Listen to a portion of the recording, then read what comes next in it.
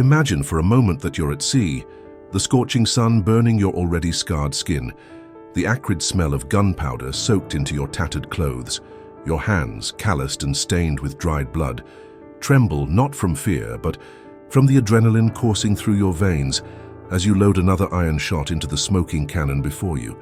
The deafening blast from the last salvo still rings in your ears, but there's no time to recover your hearing before the captain shouts again, "Fire!" And off you go, repeating the deadly cycle that could be your last, or the end for dozens of men on the approaching enemy ship. But would you really do it? Could you endure the life of a pirate gunner in the 17th and 18th centuries when the seas were ruled by desperate men chasing fortune and glory? The answer might be more disturbing than you think. Can you imagine waking up every day knowing it might be your last? Thomas Ironhand. Mackenzie knew that feeling all too well.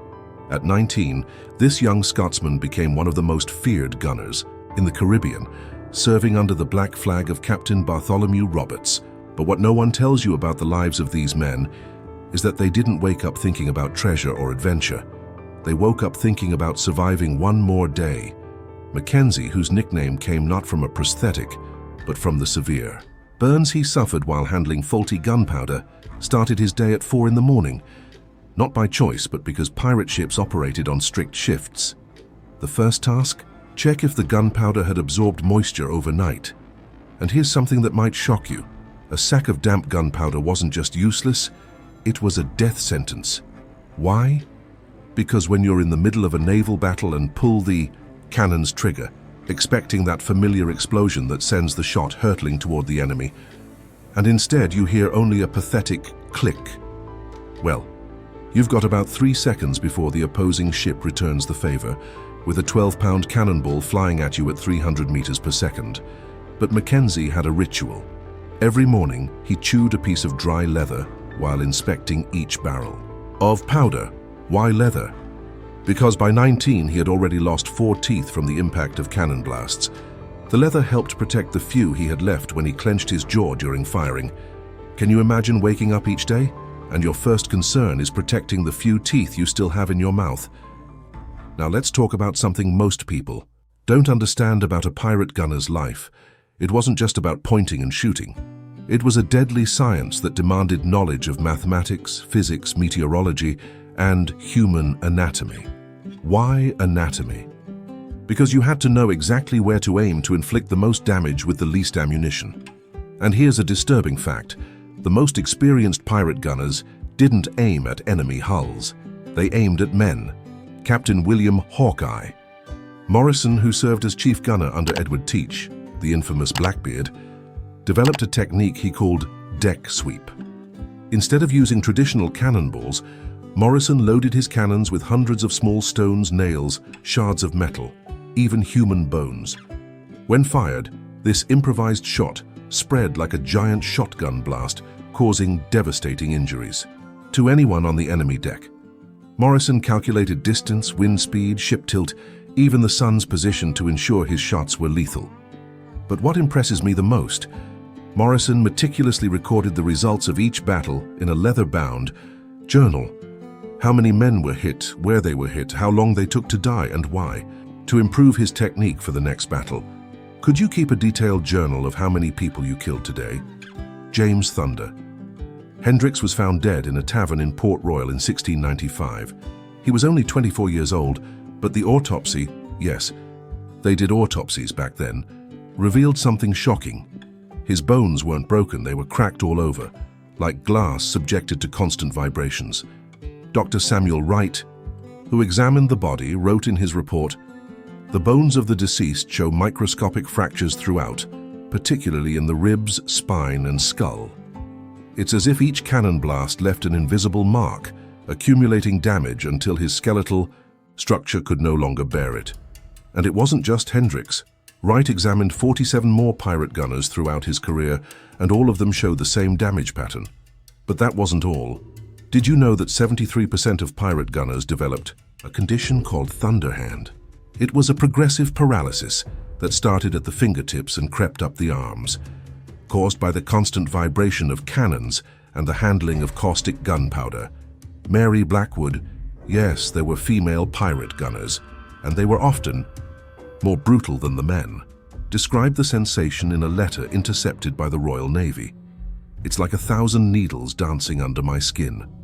I wake every night with my hands on fire, but when I look at them, there's nothing but pale skin and the familiar scars. And yet she continued serving as a gunner for 8 more years after writing that letter. What drives someone to remain in a profession that literally destroys their body cell by cell? Now here's something that might ruin your appetite. Do you know what the gunpowder these gunners handled daily was made of? Saltpeter, sulfur, and charcoal. Sounds simple, right? But where did the saltpeter come from? Saltpeter, potassium nitrate, was extracted from, brace yourself, rotting human and animal manure. Yes, you read that right. Pirate gunners spent their mornings literally mixing decomposing feces to create the explosive that kept them alive. But here's the truly disturbing part. The best saltpeter came from graveyards. Saltpeter collectors, a real profession at the time, would dig up old graves and collect the nitrate-rich soil that formed around the decomposing bodies. Thomas Fuller, a gunner who served under Henry Morgan, wrote in his diary, "Today, I mix the powder with dirt from the Port Royal Cemetery. It's ironic how the dead help us create more dead. Every explosion carries the ghosts of dozens of souls already gone. And it doesn't stop there. The lower quality gunpowder, which was what most pirates could get, was often contaminated with arsenic, lead, and other heavy metals. Gunners didn't just breathe in these poisons during battle, they also absorbed them through the skin. Dr. Elizabeth Harrington, one of the few doctors who treated pirates in secret, documented cases of lead poisoning so severe that gunners would begin hallucinating mid-battle. They saw enemies that weren't there. Fired at ghost ships and talked to people who had died years earlier, she wrote. Could you mix poison with your own hands every day, knowing that every time you do it, you're shortening your life? But perhaps the most brutal part of a pirate. Gunner's life wasn't physical, it was mental. Let's talk about something historians rarely mention, what happened in the minds of these men and women after years of killing people from a distance. Captain Jonathan "Ghost" Morse developed what he called the mirror method. Before each battle, he forced his gunners to look into the eyes of the enemy through a spyglass before firing. Why? Because according to him, a man who kills without seeing his victim's eyes eventually loses his own soul. This method had a devastating psychological effect. Gunners began dreaming about the faces of those they had killed. They developed what we now call PTSD, but back then it was known as sea melancholy. William Blackbeard, not to be confused with the infamous Edward Teach, was a gunner who kept a detailed journal of his nightmares. An entry from 1704 reads, "I dreamed again of the young Spaniard from the San Miguel galleon. He couldn't have been more than 16. In the dream he asks me why I killed him. I have no answer. When I wake up I can still smell the burnt gunpowder and taste the blood in my mouth." But here's something even more disturbing.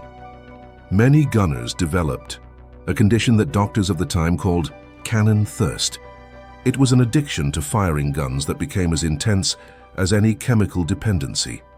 Dr. Margaret Sinclair, who studied human behavior in Port Royal, wrote, "They tremble when they're not near the cannons. Their hands twitch, they sweat excessively, and some even have seizures. It's as if the sound of the explosion and the sensation of the vibration have become more important than food or water." Pirate gunners had secret rituals they performed before each battle. And once you learn what those rituals were, you'll understand how the human mind can adapt to the most extreme situations. Edward "Bones" McCarthy had a peculiar ritual. Before every battle, he wrote a letter to his mother in Ireland, who had died when he was 12. In those letters, he asked forgiveness for the sins he was about to commit. Then he burned the letter and mixed the ashes with the powder for the first shot. That way, he wrote in his journal, "My mother is with me when I take the lives of other mothers' sons." But McCarthy wasn't alone in this practice. Around 60% of pirate gunners had similar rituals. Some cut small locks of hair and placed them inside the cannons. Others carried small human bones, usually from people they had previously killed, as good luck charms. The most disturbing of all was the ritual of Jacob Stoneheart Williams. He collected the blood of each person he killed in small glass vials. Before each new battle, he drank a drop from each vial. "So they'll give me strength," he would say. Williams kept up this practice for 12 years until his death in 1711. When his body was found, over 300 vials of coagulated blood were discovered among his belongings. Can you imagine developing such macabre rituals that they become essential for your mental sanity? The bloody hierarchy of cannons. There's a brutal hierarchy in the world of pirate gunners that most people don't know about. And once you understand how this hierarchy worked, you'll realize it wasn't just about skill, it was about survival. At the top was the master of cannons, the most experienced and deadly gunner on the crew. Below him, the iron servants, veteran gunners in charge of the main cannons. At the bottom, the powder boys, usually teenagers or rookies who carried ammunition and cleaned the guns. But here's what makes it brutal. Promotion in this hierarchy only happened when someone died. And not from old age or disease. These were violent deaths in battle, accidents with explosives, or deliberate elimination. Richard Serpent Morrison documented in letters to his brother how he rose through the ranks. He started as a powder boy at 14. At 16, his direct superior died when a cannon exploded in his hands. Morrison was promoted. At 19, he became an iron servant when the previous one was accidentally hit by a canister shot fragment during battle. Morrison was operating the cannon that fired that fragment. At 22, he became master of cannons after challenging his superior to a duel with pistols loaded with powder he had prepared himself.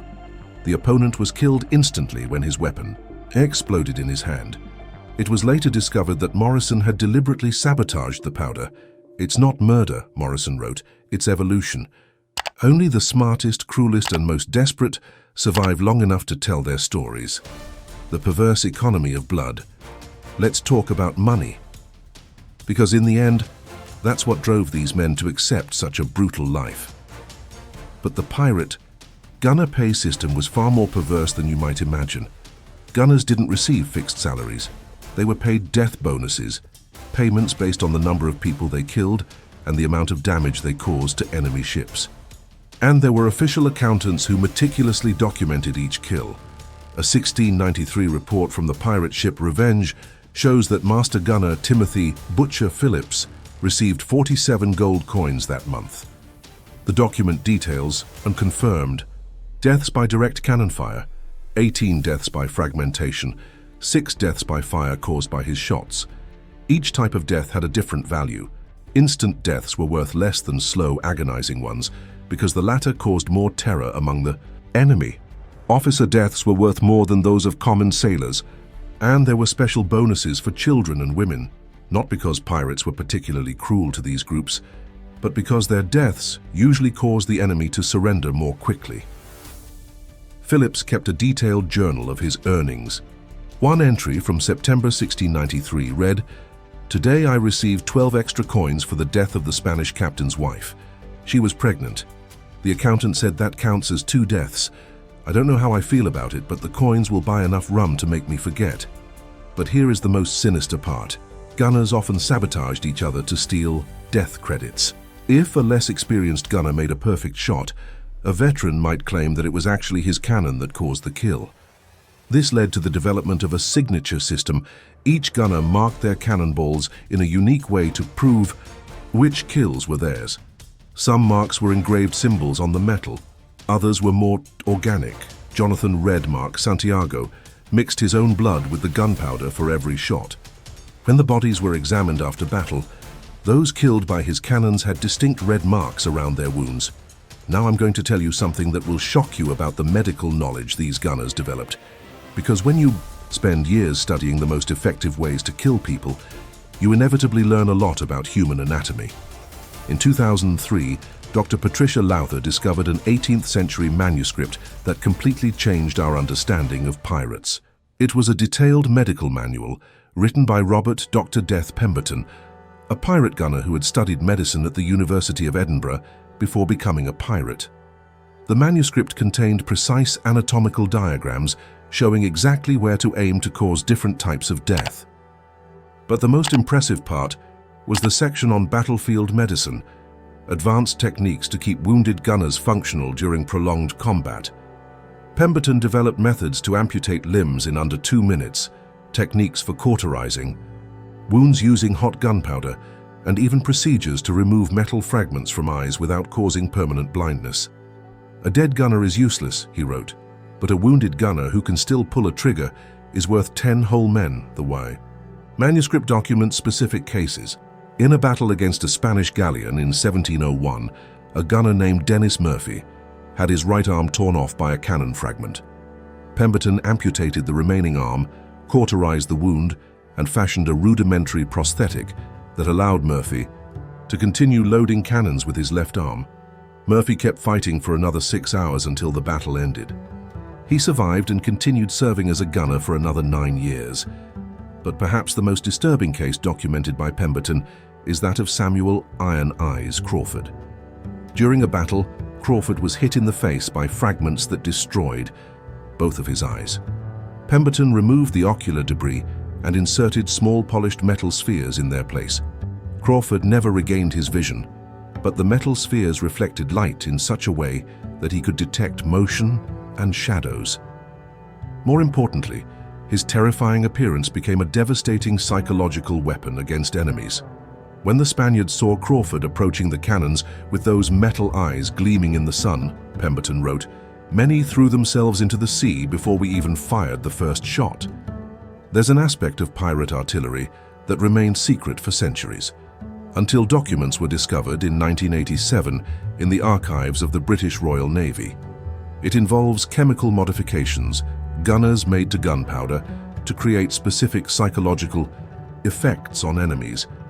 Captain Marcus the Alchemist Thornfield was known for his special shots. He wasn't just a gunner, he was an amateur chemist experimenting with different additives for traditional gunpowder. And the results were absolutely terrifying. Thornfield discovered that by adding extra sulfur and small amounts of arsenic to the gunpowder, the explosion produced a yellow-green smoke that caused instant nausea and vomiting in anyone who inhaled it. The enemies not only saw their comrades being blown apart by the projectiles, they also became violently ill just from breathing the smoke of the shot. But that was only the beginning.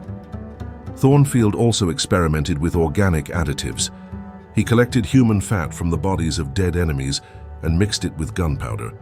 When burned, this mixture produced a sweet and sickly smell reminiscent of roasted meat, an aroma that caused devastating psychological associations in battle survivors. "The smell haunts them," Thornfield wrote in his notes. "Weeks after the battle, when they smell cooking meat, they vomit and tremble uncontrollably. It's a permanent mark on their minds." The most disturbing of Thornfield's experiments involved ground human bones. He discovered that adding bone powder to gunpowder caused the explosion to produce a slightly different sound, a higher-pitched tone resembling a human scream. Documents show this technique was so psychologically effective that some enemy ships surrendered after just 2 or 3 shots from these screaming cannons, because the crew believed the pirates had summoned demons to aid them in battle, because after years living this brutal life, after killing hundreds of people and watching their own bodies deteriorate, what was the final fate of these pirate gunners? The answer will shock you. Of the records we found of 847 pirate gunners active between 1650 and 1720, only 23 died of natural causes. Only 23 out of nearly 1,000 men and women. The rest?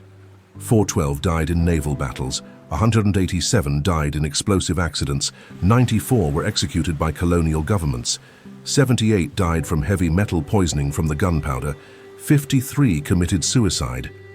And the most disturbing numbers, 67 were killed by other gunners in their own crew, and 33 simply disappeared, presumably murdered by comrades who wanted their positions or shares of the treasure.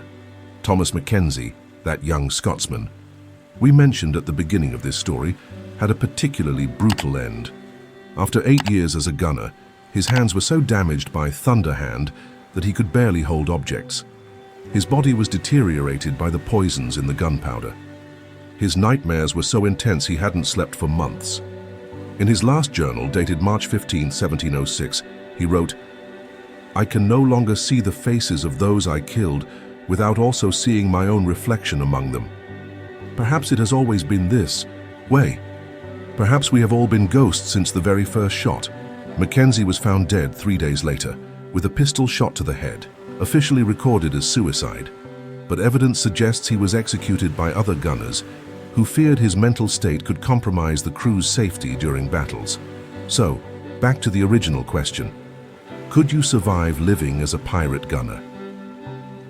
After everything we've uncovered, after understanding the physical, mental, and spiritual cost of this profession, the question becomes more complex. It's not just whether you would have the courage to face danger. It's whether you could maintain your humanity while becoming progressively more efficient at taking human lives. It's whether you could wake up every day knowing that every breath you take is filled with poisons, slowly killing you. It's whether you could look in the mirror after years of seeing the faces of the people you killed in your dreams. It's whether you could develop macabre rituals to keep your sanity, create secret codes to orchestrate death and destruction, and chemically modify your instruments of war to maximize the terror you cause. But perhaps the most important question is, after surviving all of that, after becoming a perfectly calibrated human killing machine, would you still be yourself? Historical records suggest the answer is no, and maybe that explains why so few survived to tell their own stories. Perhaps in the end, death in battle was a release, the only way to escape what they had become. So could you endure it? Or more importantly, would you want to find out what kind of person you would become if you did? The choice, fortunately, is no longer yours to make. But the lessons about the limits of human endurance, about the cost of violence, and about how extreme circumstances can transform ordinary people into something unrecognizable. Those lessons remain relevant today because within each of us lies the capacity for both brutality and compassion. And perhaps the real question isn't whether we could have been pirate gunners, but rather, which version of ourselves do we choose to be today, while that choice still remains? The pirate gunners lost that choice at some point in their journeys. Exactly when that happened, whether it was at the first shot, the first kill, or some moment years later when they realized they could no longer stop, remains a mystery. Buried with them in the depths of the sea, or in unmarked graves in distant ports, but their stories remain as a grim reminder of what human beings are capable of doing and becoming.